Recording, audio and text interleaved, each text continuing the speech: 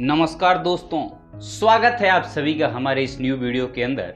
आज के वीडियो में बात करूंगा महाकुंभ 2025 ईस्वी के बारे में, यानी कि कुंभ मेला का हम विस्तृत आज कहानी सुनाएंगे आप लोगों को। शुरू से शुरुआत करेंगे, बात करेंगे इसके परिचय की, इतिहास की, शुरुआत की, ज्योतिषीय महत्व की, पौराणिक कथाएं की।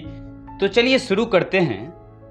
कुंभ मेला भारत में आयोजित होने वाला एक विशाल मेला है, जिसमें करोड़ों श्रद्धालु हर 12वें वर्ष प्रयाग, हरिद्वार, उज्जैन और नासिक में से किसी एक स्थान पर एकत्र होते हैं और नदी में पवित्र स्नान करते हैं। प्रत्येक 12वें वर्ष के अतिरिक्त प्रयाग में 2 कुंभ पर्वों के बीच 6 वर्षों के अंतराल में अर्ध कुंभ भी होता है।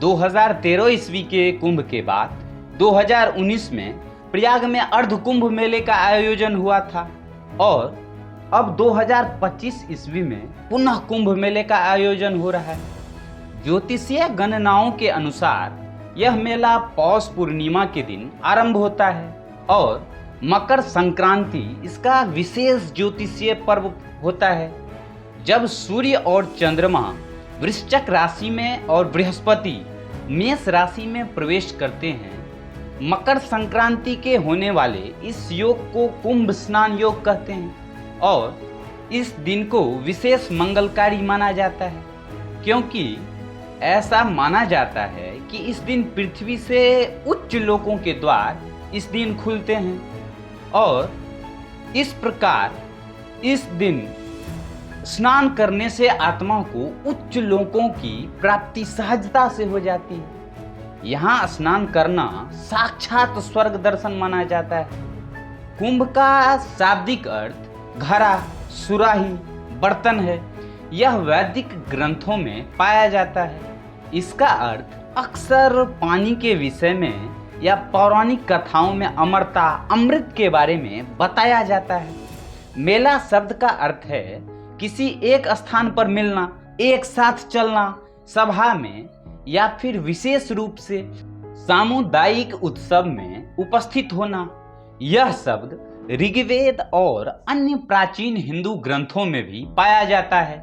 इस प्रकार कुंभ मेले का अर्थ है अमरत्व का मेला है। अब बात करें यदि ज्योतिषीय महत्व की, तो पौराणिक विश्वास जो कुछ भी हो, ज्योतिषियों के अनुसार कुंभ का असाधारण महत्व बृहस्पति के कुंभ राशि में प्रवेश तथा सूर्य के मेष राशि में प्रवेश के साथ जुड़ा है।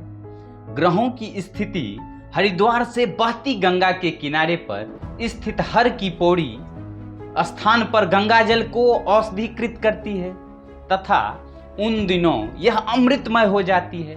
यही कारण है कि अपनी अंतरात्मा की शुद्धि हेतु पवित्र स्नान करने लाखों श्रद्धालु यहाँ आते हैं। आध्यात्मिक दृष्टि से अर्ध कुंभ के काल में ग्रहों की स्थिति एकाग्रता तथा ध्यान साधना के लिए उत्कृष्ट होती है। हालांकि सभी हिंदू त्योहार समान श्रद्धा और भक्ति के साथ मनाए जाते हैं, पर यहाँ अर्ध कुंभ तथा कुंभ मेले के लिए आने वाले पर्यटकों की संख्या सबसे अधिक होती है। यदि बात करें अब पौराणिक कथा की, तो कुंभ पर्व के आयोजन को लेकर 2-3 पौराणिक कथाएं प्रचलित हैं, जिनमें से सर्वाधिक मान्य कथा देव दानवों द्वारा समुद्र मंथन से प्राप्त अमृत कुंभ से अमृत बूंदे गिरने को लेकर है। इस कथा के अनुसार महर्षि दुर्वासा के शाप के कारण जब इंद्र और अन्य देवता कमजोर हो गए, तो दैत्यों ने देवताओं पर आक्रमण कर उन्हें परास्त कर दिया। तब सब देवता मिलकर भगवान विष्णु के पास गए और उन्हें सारा वृत्तांत कह सुनाया। तब भगवान विष्णु ने उन्हें दैत्यों के साथ मिलकर क्षीर सागर का मंथन करके अमृत निकालने की सलाह दी। भगवान विष्णु के ऐसा कहने पर संपूर्ण देवता दैत्यों के साथ संधि करके अमृत निकालने के यत्न में लग गए। अमृत कुंभ के निकलते ही देवताओं के इशारे से इंद्रपुत्र जयंत अमृत कलश को लेकर आकाश में उड़ गया। उसके बाद दैत्य गुरु शुक्राचार्य के आदेशानुसार दैत्यों ने अमृत को वापस लेने के लिए जयंत का पीछा किया, और घोर परिश्रम के बाद उन्होंने बीच रास्ते में ही जयंत को पकड़ा। तत्पश्चात अमृत कलश पर अधिकार जमाने के लिए देव दानवों में 12 दिन तक अविराम युद्ध होता रहा। इस परस्पर मारकाट के दौरान पृथ्वी के चारों स्थानों, पहला प्रयागराज, दूसरा हरिद्वार, तीसरा उज्जैन और चौथा और अंतिम नासिक पर कलश से अमृत बूंदें गिरी थी। उस समय चंद्रमा ने घट से प्रस्वन होने से, सूर्य ने घट फूटने से, गुरु ने दैत्यों के अपहरण से एवं शनि ने देवेंद्र के भय से घट की रक्षा की। कलह शांत करने के लिए भगवान ने मोहिनी रूप धारण कर यथाधिकार सबको अमृत बांटकर पिला दिया। इस प्रकार देव दानव युद्ध का अंत किया गया। अमृत प्राप्ति के लिए देव दानवों में परस्पर 12 दिन तक निरंतर युद्ध हुआ था।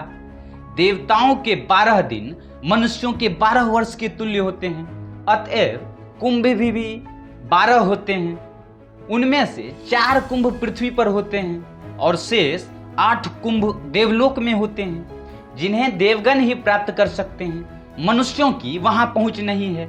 जिस समय में चंद्रादिकों ने कलश की रक्षा की थी, उस समय की वर्तमान राशियों पर रक्षा करने वाले चंद्र सूर्यादि ग्रह जब आते हैं, उस समय कुंभ का योग होता है। अर्थात जिस वर्ष जिस राशि पर सूर्य, चंद्रमा और बृहस्पति का संयोग होता है, उसी वर्ष उसी राशि के संयोग में जहां जहां अमृत बूंद गिरी थी, वहां वहां कुंभ का पर्व होता है। यदि बात करें महाकुंभ के इतिहास की, तो पूर्ण कुंभ सिर्फ प्रयागराज में हर 12 साल में एक बार आयोजित होता है। महाकुंभ एक दुर्लभ आयोजन है जो 12 पूर्ण कुंभ के बाद यानी पूरे 144 साल बाद आता है। इसलिए इस आयोजन को महाकुंभ कहते हैं। यह सिर्फ प्रयागराज में आयोजित होता है, जहां गंगा, यमुना और सरस्वती पौराणिक नदियों का पवित्र संगम होता है। यदि बात करें वर्तमान महाकुंभ की, तो यूपी के प्रयागराज में महाकुंभ पौष पूर्णिमा यानी 13 जनवरी सन 2025 ईस्वी से प्रारंभ हो चुका है और इसका समापन 26 फरवरी 2025 ईस्वी को होगा। महाकुंभ का पहला शाही स्नान पौष पूर्णिमा पर हुआ और दूसरा शाही स्नान मकर संक्रांति यानी कि 14 जनवरी 2025 को हुआ था। और यदि अब बात करें कुंभ और महाकुंभ में अंतर की, तो महाकुंभ को सनातन धर्म में सबसे अहम और पवित्र पर्व मानते हैं। माना जाता है कि इस आयोजन में भाग लेने से हर पापों से मुक्ति मिलती है और मोक्ष जैसे कई आध्यात्मिक लाभ मिलते हैं। कुंभ मेले का अपना एक आध्यात्मिक महत्व है, लेकिन महाकुंभ की तुलना में इसे कम शक्तिशाली माना जाता है। अब यदि बात करें वर्तमान महाकुंभ की, तो प्रयागराज में दुनिया का सबसे बड़ा धार्मिक आयोजन महाकुंभ शुरू हो चुका है। अगले 45 दिनों तक करोड़ों लोग पवित्र स्नान के लिए संगम में डुबकी लगाएंगे। यह महाकुंभ कई मायनों में खास है, जिसमें बड़े पैमाने पर तैयारियां, सुरक्षा व्यवस्था और कई नए आयोजन शामिल है। और अंत में यदि बात करें वर्तमान महाकुंभ की, तो इसे हम एक लाइन में यदि कहें तो biggest event in the history of India भी यदि कहें तो ज़्यादा अतिशयोक्ति नहीं होगी। फिलहाल आज के वीडियो में इतना ही। आशा करता हूं कि ये वीडियो जो कि महाकुंभ से संबंधित था आपको अच्छा लगा होगा। यदि अच्छा लगा हो तो वीडियो को अधिक से अधिक लाइक करें, शेयर करें, सब्सक्राइब करें और कमेंट सेक्शन में वीडियो से रिलेटेड अपना फीडबैक जरूर दें। फिलहाल आज के वीडियो में इतना ही। मिलेंगे आप सब फिर कल किसी वीडियो के साथ। तब तक के लिए थैंक्स फॉर वॉचिंग।